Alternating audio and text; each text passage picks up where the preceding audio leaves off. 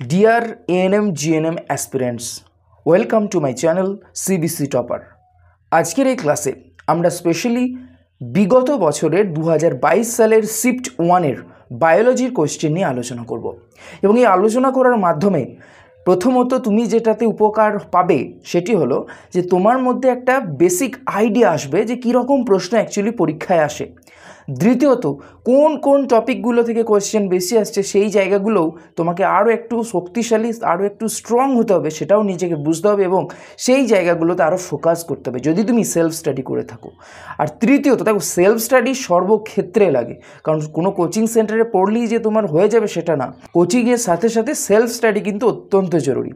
আর তৃতীয়ত যেটা খুবই গুরুত্বপূর্ণ সেটা হচ্ছে যে বিগত বছরের প্রশ্ন থেকে যে রিপিট হয় না সেটাও না, সুতরাং রিপিট হলে তোমাদেরই ফায়দা বেশি। তো চলো শুরু করছি আজকের class ANM GNM question analysis PYQ অর্থাৎ প্রিভিয়াস ইয়ার কোয়েশ্চেন 2022। ক্লাস শুরু করার আগে সকলকে অনুরোধ করব যে এই ক্লাসটাকে খুব মনোযোগ সহকারে অ্যাটেন্টিভলি ক্লাসটি অ্যাটেন্ড করো এবং কোনো কোয়েশ্চেন্স থাকলে অবশ্যই কমেন্ট সেকশনে জানাও এবং এই প্রশ্নগুলো যখনই তুমি দেখবে নিজে ফার্স্ট অ্যাটেম্প্ট করো, ভিডিওটা পজ করে দিয়ে তারপর আমার সাথে তোমার অ্যান্সার মিলছে কি না সেটি চেক করে নাও। তো চলো শুরু করছি আজকের ক্লাস। দেখো, ANM GNM 2022-তে প্রথম যে প্রশ্নটি এসেছিল সেটি হচ্ছে যে পানীয় জলে অতিরিক্ত নাইট্রেটের উপস্থিতিতে যে রোগটি হয়। Option A Adams syndrome, option B blue baby syndrome, option C blue berry syndrome, option D Turner syndrome. তো দেখো, পানীয় জলে অতিরিক্ত নাইট্রেটের উপস্থিতির ফলে যে রোগটি হয় সেই রোগটি হলো না ওখানে অতিরিক্ত নাইট্রেট গ্রহণের ফলে সেটি আমাদের রক্তে নাইট্রাইটে পরিণত হয় এবং তার ফলে মিথানোগ্লোবিন উৎপন্ন হয় আমাদের রক্তে, মানে সেই শিশুটির রক্তে। এবং যে রোগটি হয় সেটি হলো option B is correct, blue baby syndrome. সুতরাং একের দাগের যে প্রশ্ন তার উত্তরটি হচ্ছে option B, blue baby syndrome. যারা বাংলাতে বুঝতে পারছো না অবশ্যই ইংলিশ অপশন রয়েছে সেটাও কিন্তু দেখতে পারো। পরের প্রশ্ন বলছে homologous organs have option A similar structure and same functions, option B different structure and different functions, option C similar structure but different functions and option D different structure but similar function. অর্থাৎ সমস্ত অঙ্গে যা থাকে। Option A অনুরূপ গঠন ও অভিন্ন কাজ, অর্থাৎ গঠন এক কিন্তু কাজ আলাদা। অপশন বি বিভিন্ন গঠন ও কার্য ভিন্ন, অপশন সি অনুরূপ গঠন কিন্তু কাজ বিভিন্ন, অপশন ডি বিভিন্ন গঠন কিন্তু কাজ অভিন্ন। দেখো, সমস্ত অঙ্গ মানে কি? সমস্ত অঙ্গ মানে হচ্ছে যাদের গঠন একই, অর্থাৎ হিউমেরাস রেডিয়াস আনলা মানুষের হাতেরও রয়েছে আবার পাখির ডানাতেও রয়েছে, কিন্তু তাদের কাজ আলাদা। অর্থাৎ সেটা কি হবে না, অনুরূপ গঠন কিন্তু কাজ বিভিন্ন। সুতরাং option C is correct. Option C is correct, যে অনুরূপ গঠন কিন্তু কাজ বিভিন্ন, আলাদা আলাদা কাজ। পরের প্রশ্নে আসি, which one of the following is not an in situ conservation, অর্থাৎ নিচের কোনটি ইন সিটু সংরক্ষণ নয়? অপশন এ জাতীয় উদ্যান, অপশন বি অভয়ারণ্য, অপশন সি চিড়িয়াখানা, অপশন ডি বায়োস্ফিয়ার রিজার্ভ।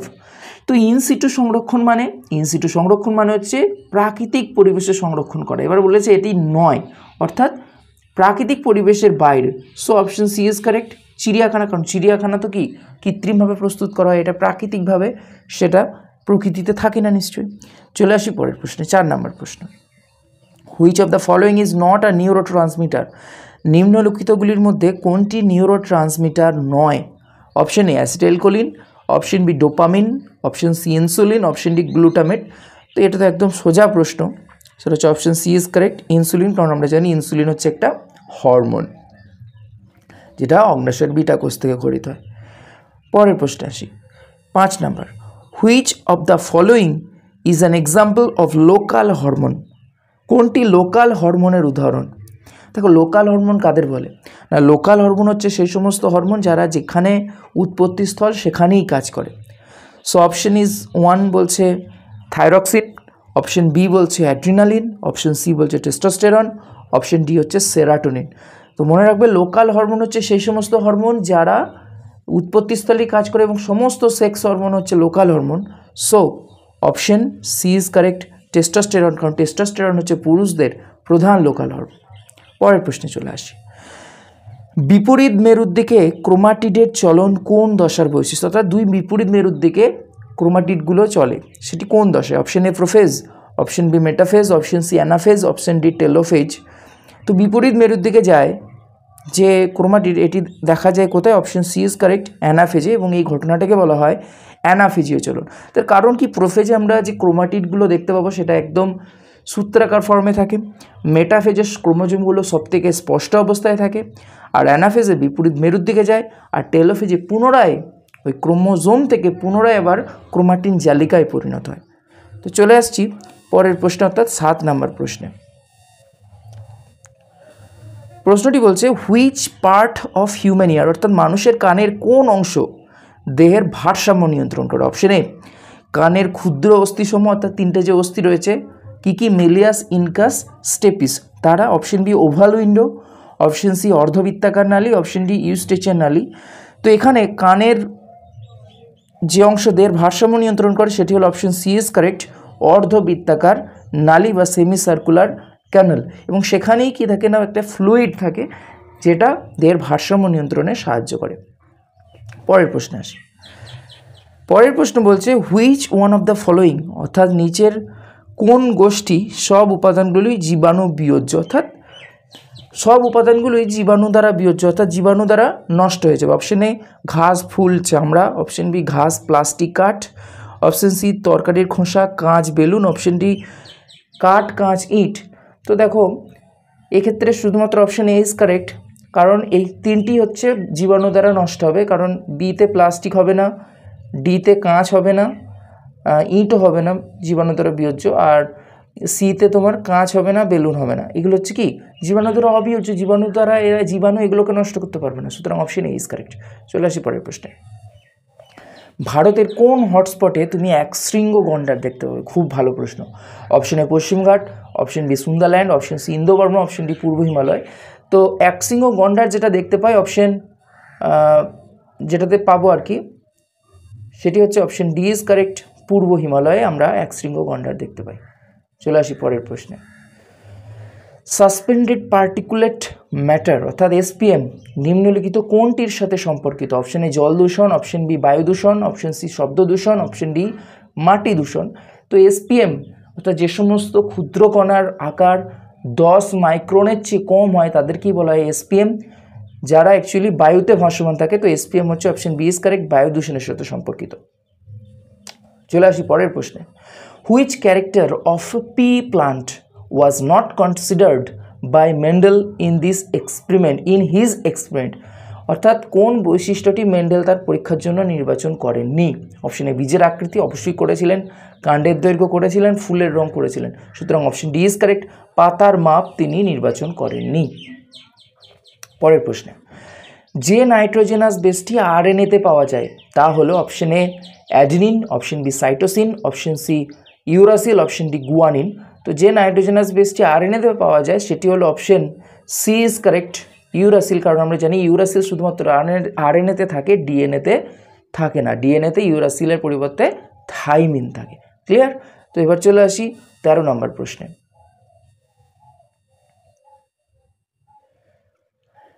দেখো আমি দ্রুত বলছি এই কারণেই, কারণ এমনিতেই যদি ভিডিওটা অনেক বড় হয় তোমাদের অ্যাটেনশন অনেক ক্ষেত্রে লস করার একটা পসিবিলিটি থাকে। তো তোমরা জাস্ট ভিডিওটাকে কোশ্চেন দেখার সঙ্গে সঙ্গে ভিডিওটাকে পজ করে দাও, অ্যান্সার দাও, তারপর ভিডিওটাকে চালু করো এবং নিজের অ্যান্সারের সাথে আমার অ্যান্সার মিলিয়ে নাও। ঠিক আছে? এইভাবেই প্রিপেয়ার করতে হয়। পরের প্রশ্ন। পাউরুটি তৈরিতে যে ছত্রাকটি ব্যবহৃত হয় তা হলো, এবার তোমরা পজ করে দিলে, অ্যান্সারটা দিলে, তারপরে অ্যান্সারটা শুনলে। Option Aspergillus niger, option B Penicillium notatum, option C mucedo, option D Saccharomyces cerevisiae. তো পাউরুটি তৈরিতে যে ছত্রাকটি ব্যবহার করা সেটা হচ্ছে ইস্ট, এবং ইস্টের সায়েন্টিফিক নাম হচ্ছে option D is correct, Saccharomyces cerevisiae. চলে যাব পরের প্রশ্নে। ল্যাক্টোব্যাসিলাস আমাদের জন্য উপকারী। ল্যাক্টোব্যাসিলাস একটা ব্যাকটেরিয়া, এটি আমাদের জন্য উপকারী, কারণ কি? অপশন এ, এটি মানুষের দেহে বিষাক্ত পদার্থ নষ্ট করে। অপশন বি, এটি খাবার পরিপাক ও পুষ্টি শোষণে সাহায্য করে। অপশন সি, এটি নাইট্রোজেনকে ফিক্স করতে পারে। অপশন ডি, এটি ডায়রিয়া সৃষ্টি করে। তো ডায়রিয়া করলে তো উপকারী কেন হবে? অপশন বি ইজ কারেক্ট, এটি খাবার পরিপাক ও পুষ্টি শোষণে সহায়তা করে বা সাহায্য করে। চলে আসি পরের প্রশ্নে। বিওডি বাড়লে জলাশয়ে কোন গ্যাসটির চাহিদা বাড়ে? দেখো, বিওডির পুরো কথাটি আছে বায়োলজিক্যাল বা বায়োকেমিক্যাল অক্সিজেন ডিমান্ড, অর্থাৎ কার বাড়বে? অপশন এ ইজ কারেক্ট, অক্সিজেনের চাহিদা বাড়বে। কারণ কোনো জলাশয়ে বিওডির পরিমাণ যত বেশি জানবে, সেই জলাশয়টা তত বেশি পলিউটেড, কারণ সেখানে তত বেশি অণুজীব রয়েছে, যার জন্য অক্সিজেনের চাহিদা অনেক বেশি। পরের প্রশ্ন আসি 16 নম্বর। The disease AIDS is caused by, অর্থাৎ এইডস রোগটির কারণ হলো option A virus, option B bacteria, option B virus, option C protozoa, option D ছত্রাক। তো আমরা জানি এইডস যে ভাইরাসের ফলে হয় সেটা হচ্ছে এইচআইভি বা হিউম্যান ইমিউনোডেফিসিয়েন্সি ভাইরাস, সুতরাং option B is correct. HIV ভাইরাসের সংক্রমণের ফলে হয় এইডস। পরের প্রশ্নে আসি 17 নম্বর প্রশ্ন। প্রাকৃতিক নির্বাচন তত্ত্বটি যে বিজ্ঞানীর প্রস্তাবিত, অর্থাৎ প্রাকৃতিক নির্বাচন তত্ত্ব কোন বিজ্ঞানী দেন? Option A Darwin, option B Lamarck, option C de Vries, option D Mendel. তো প্রাকৃতিক নির্বাচন তত্ত্ব বা ন্যাচারাল সিলেকশন যিনি প্রপোজড করেন তিনি হচ্ছেন, option A is correct, Darwin. Charles Darwin হচ্ছে প্রাকৃতিক নির্বাচন তত্ত্ব দেন। অন্যদিকে ল্যামার্ক, আমরা জানি সেই ব্যবহার অব্যবহার সূত্র, যারা ল্যামার্কারবাদ নিয়ে কোনো মানে এখনও আইডিয়া ক্লিয়ার হয়নি, অবশ্যই আমার চ্যানেলে একটা ভিডিও রয়েছে ল্যামার্কবাদ বলে, সেই ভিডিওটা দেখতে পারো, এবং তাহলে তোমার ল্যামার্কিজম বা ল্যামার্কের মতবাদ নিয়ে কোনো কনফিউশন থাকলে সেটি একদম দূর হয়ে যাবে। চলে আসছি পরের প্রশ্নে। 18 নম্বর প্রশ্ন।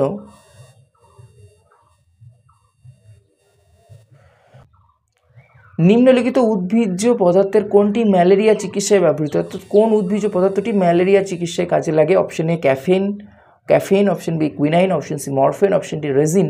তো আমরা জানি ম্যালেরিয়া একদম ছোট থেকে পড়ছি, ম্যালেরিয়ার জন্য ব্যবহার করে option B is correct, quinine, যেটা সিংকোনা গাছের ছাল থেকে পাওয়া যায়। পরের প্রশ্ন 19 নম্বর প্রশ্ন। নিম্নলিখিতগুলির মধ্যে কোনটি ম্যানগ্রোভের অভিযোজনের কৌশলের অন্তর্গত নয়? অর্থাৎ যেটা বৈশিষ্ট্যটা ম্যানগ্রোভের দেখা যায় না। অপশনের লবণাক্ত জল সহনশীলতা, অপশন বি মাংসল কাণ্ড ও পাতা, অপশন সি নিউম্যাটোফোর গঠন, অপশন ডি ভিভিফেরাস অঙ্কুরোদ্গম। ভিভিফেরাস অঙ্কুরোদ্গম মানে হচ্ছে সেই জরায়ুজ অঙ্কুরোদ্গম, যেটা গাছের মধ্যে থাকা অবস্থাতেই তোমার ফলটা জার্মিনেট করে যায়, অর্থাৎ ফলের মধ্যে থাকা যে বীজ সেটা অঙ্কুরিত হয়ে যায়। তো এটা ম্যানগ্রোভ উদ্ভিদেরই দেখা যায়, সুতরাং অপশন বি ইজ কারেক্ট, মাংসল কাণ্ড ও পাতা, কারণ এরকম মাংসল কাণ্ড ও পাতা আমরা তোমার ম্যানগ্রোভে দেখতে পাই না। Option B is correct. পরের প্রশ্নে আসি। Which type of plants shed their leaves in winter? অর্থাৎ কোন গাছ শীতকালে পাতা ঝরিয়ে দেয়? Option A deciduous, option B conifers, option C evergreen, option D grass. দেখো, চিরহরিত হলে তো সে সারা জীবনই চিরহরিতই আছে, সে তো নয়, ঘাসেদের তো নয়, কনিফার্সদেরও নয়, ওদেরও সারা বছরই পাতা থাকে, মানে আর কি, শুধু শীতকালে ঝরায় না। অপশন এ ইজ কারেক্ট, পর্ণমোচী বা ডেসিডুয়াস প্লান্ট। যেমন তোমরা দেখবে আমড়া গাছ, যেমন দেখবে তোমরা অশ্বত্থ গাছ একটা সময় পুরো ন্যাড়া হয়ে যায়, অর্থাৎ শীতকালে দেখবে পুরো গাছের সব পাতা ঝরে যায়। তো এগুলো হচ্ছে পর্ণমোচী উদ্ভিদ। পরের প্রশ্ন আসি। লিউকোপ্লাস্ট যাদের প্রাণী কোষে পাওয়া যায়। লিউকোপ্লাস্ট মানে হচ্ছে তোমার সেই সমস্ত প্লাস্টিড যারা তোমার খাদ্য সঞ্চিত করে এবং বর্ণহীন হয়। অপশন এ প্রাণী, অপশন বি ছত্রাক, option C bacteria, option D উদ্ভিদ। তো আমরা প্লাস্টিড শুধুমাত্র পাই কোথায়? আমরা প্লাস্টিড পাই উদ্ভিদে, সুতরাং লিউকোপ্লাস্ট পাবো। অপশন ডি ইজ কারেক্ট, উদ্ভিদ। চলে আসি পরের প্রশ্নে। 22 নম্বর প্রশ্নে কি বলছে? যে পদ্ধতিতে উভলিঙ্গ ফুলের পরাগধানী অপসারণ করা হয়, অর্থাৎ একটা ফুলের পুংকেশর সেটা কেটে বাদ দেওয়া হয়, সেটাকে বলা হয় অপশন এ বাঁধা, অপশন বি থলিবদ্ধকরণ, option C emasculation, option D ইতর পরাগযোগ। তো আমরা জানি যে কোনো একটা উভলিঙ্গ ফুলের পুংকেশর বাদ দেওয়ার ঘটনাকে বলা হয় ইমাস্কুলেশন, সুতরাং অপশন সি ইজ কারেক্ট। 23 নম্বর প্রশ্ন। The red blood cells of camel are, অর্থাৎ উটের লোহিত রক্তকণিকার আকার হলো অপশন এ গোলাকার, অপশন বি ডিম্বাকার, অপশন সি বহুতলক, অপশন ডি দণ্ডাকার। তো উটের যে লোহিত রক্তকণিকা সেটা তোমার ব্লাডের মাধ্যমে আমরা কি জানি, আরবিসির মাধ্যমে তোমার রক্তর যে আরবিসি তার মাধ্যমে অক্সিজেন পরিবাহিত হয়। তো উটের ক্ষেত্রে পরিণত যে লোহিত রক্তকণিকা হয় সেগুলো তোমার ডিম্বাকার হয় এবং তোমার নিউক্লিয়াস বিহীন হয়। হ্যাঁ, সুতরাং অপশন বি ইজ কারেক্ট, ডিম্বাকার। পরের প্রশ্নে আসি। ইন মাইক্রোপ্রোপাগেশন, অর্থাৎ মাইক্রোপ্রোপাগেশনে প্লান্টলেটগুলি যেখানে উৎপন্ন হয়, অর্থাৎ প্লান্টলেট বলতে যে ছোট ছোট চারা গাছগুলি যেখানে উৎপন্ন হয় সেটি হলো অপশন এ জল, অপশন বি উপযুক্ত মাটি, অপশন সি উপযুক্ত কৃষ্টি মাধ্যম, অপশন ডি বালি। উপযুক্ত কৃষ্টি মাধ্যম মানে কালচার মিডিয়াম। তো এটা মাইক্রোপ্রোপাগেশন নিয়ে কোনো ডাউট থাকলে আমি একটা ভিডিও অলরেডি আপলোড করেছি মাইক্রোপ্রোপাগেশন নিয়ে, খুব ডিটেলসে সেখানে চর্চিত আছে, কোনো কনফিউশন থাকবে না, আমি গ্যারান্টি দিচ্ছি। পারলে ওই ভিডিওটা একবার দেখে নিও। সুতরাং অপশন সি ইজ কারেক্ট, উপযুক্ত কৃষ্টি মাধ্যমে তোমার প্লান্টলেটগুলি বড় হয়। তো চলে আসে একদম তোমার যেটা হচ্ছে ক্যাটাগরি 1-এর একদম শেষ পেজে 25 নম্বর প্রশ্নে। কোষ বিভাজনের সময় বেমতন্তু ক্রোমোজোমের যে অংশের সাথে যুক্ত থাকে। তো ক্রোমোজোমের যে অংশের সাথে বেমতন্তু যুক্ত থাকে সেটি হলো option A telomere, option B centromere, option C chromomere, option D nuclear organizer অঞ্চল। তো option B is correct, centromere, কারণ সেন্ট্রোমিয়ারের সাথে বেমতন্তু যুক্ত থাকে এবং যে সেন্ট্রোমিয়ার তার সাথেও একটা স্পেসিফিক প্রোটিন যুক্ত থাকে যেটাকে বলে কাইনেটোকোর, যেটা পাতের মতো দেখতে হয় আর কি। পরের প্রশ্নে আসি। Plants inhibits in extreme desert environment are call, অর্থাৎ মরুভূমির চরম পরিবেশে বসবাসকারী উদ্ভিদকে কি বলে? হাইড্রোফাইটস, মেসোফাইটস, জেরোফাইটস, সিজোফাইট। তো হাইড্রোফাইট মানে হচ্ছে যারা জলে বাস করে, মেসোফাইটস মানে হচ্ছে যারা স্থলে বাস করে। Option C is correct, xerophyte. অর্থাৎ মরুভূমির চরম অঞ্চলে যারা জন্মায় তাদেরকে বলে জাঙ্গল উদ্ভিদ বা জেরোফাইট। পরের প্রশ্নে আসি। 27 নম্বর প্রশ্নের, নিচের কোনটি ইউট্রোফিকেশন প্রক্রিয়ার সময় প্রচুর পরিমাণে পাওয়া যায়? অর্থাৎ ইউট্রোফিকেশন মানে হচ্ছে কোনো জলাশয়ে ধরো পুষ্টি পদার্থ অতিরিক্ত সংযোজিত হয়েছে এবং তার ফলে পুষ্টি পদার্থ অতিরিক্ত সংযোজিত হওয়ার ফলে কি হয় না, সেখানে প্রচুর শৈবালের বৃদ্ধি পায় এবং একটা সময় জলাশয়টি মজে যায়। সো এখানে অপশন এ ইজ কারেক্ট, যে শৈবাল ব্লুম হয়, তো শৈবালের অতিরিক্ত বৃদ্ধি হয়। 28 নম্বর প্রশ্নে আসি। অনিদ্রা ও উচ্চ রক্তচাপের কারণ হলো অপশন এ মাটি দূষণ, অপশন বি শব্দ দূষণ, অপশন সি বায়ু দূষণ, অপশন ডি জল দূষণ। তো অনিদ্রা এবং উচ্চ রক্তচাপের কারণ হলো, আমরা জানি এটা কি না, আমরা এখন এটাকে ফিলও করি, কারণ এত শব্দ দূষণের মাত্রা বেড়েছে আমরা অনিদ্রায় ভুগি। ওই জন্য হেডফোন ইউজ করলেও কিন্তু একটা লিমিটেড টাইম এবং একটি লিমিটেড লেভেলে ইউজ করা উচিত। সুতরাং অপশন বি ইজ কারেক্ট, শব্দ দূষণ। 29 নম্বর প্রশ্নে আসি। নিম্নলিখিতগুলির মধ্যে কোনটি সঠিক নয়? অপশন এ জিন হলো নিউক্লিওটাইডের পর্যায়ক্রম, সঠিক নয়। হ্যাঁ, কোশ্চেনটা ভালো করে পড়ো, কিন্তু বলেছে সঠিক নয়। অপশন এ জিন হলো নিউক্লিওটাইডের পর্যায়ক্রম, একদম সত্য কথা।